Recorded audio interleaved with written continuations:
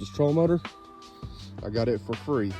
I found an old man who's just getting rid of stuff, and he just told me to take it off the boat, and there's nothing wrong with it. Just an old foot pedal trolling motor, and it gets me around everywhere I need to go.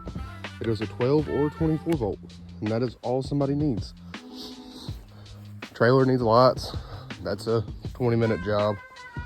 And what more does any young angler need to get started? We got even rod storage on this thing. You can put all your rods in there. It's got speakers you can hook up to the radio. And you can find boats like this all over Facebook for $2,500, $3,500, something like that. And the man can save up for that, and that's all he needs to get started.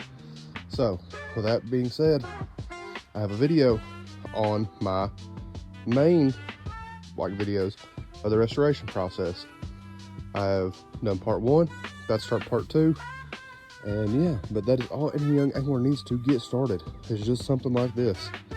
But that's my piece on it. Enjoy the B-roll. Thank you all. Have a good one.